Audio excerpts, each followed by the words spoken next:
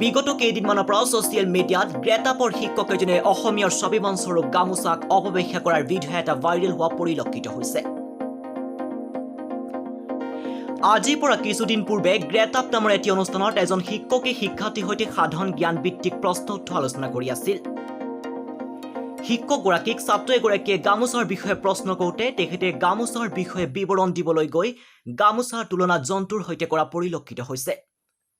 অসমৰ একাংশ সচেতন মহলে শিক্ষকগৰাকীয়ে গামোচাৰ বিষয়ে দাঙি ধৰা বিৱৰণৰ ক্ষেত্ৰত বিভিন্ন সামাজিক মাধ্যমত তেওঁক সমালোচনা কৰিছে।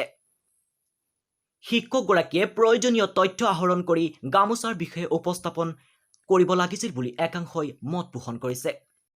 গামোচা অসমবাসী অসমীয়াৰ স্বাভিমান, অসমবাসীৰ আৱেগ আৰু অসমীয়া সংস্কৃতিৰ পৰিচায়ক।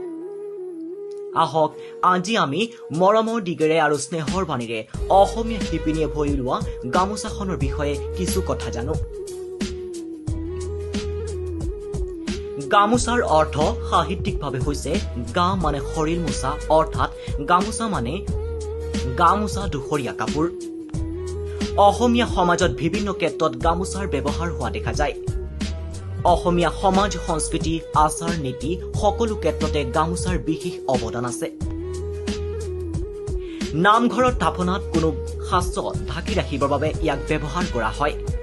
ৰামকৃষ্ণ সুতীৰ্থ নামঘৰৰ খুঁটা আৰু মণিকূটত ব্যৱহাৰ কৰা দেখা যায়। খেতিয়কে ইয়াক কঁকালত বন্ধা টঙালি বা কঁকালত পিন্ধা কাপোৰ হিচাপে ব্যৱহাৰ কৰে।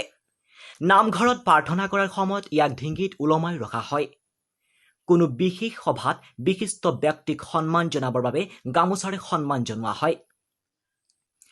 গামোচাখন সাধাৰণভাৱে দৈনিক কামৰ কাৰণে ব্যৱহাৰ কৰা বস্ত্ৰ।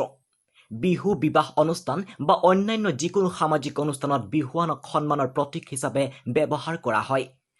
অসমৰ সকলো শ্ৰেণীৰ জাতি জনজাতিয়ে গামোচা ব্যৱহাৰ কৰে।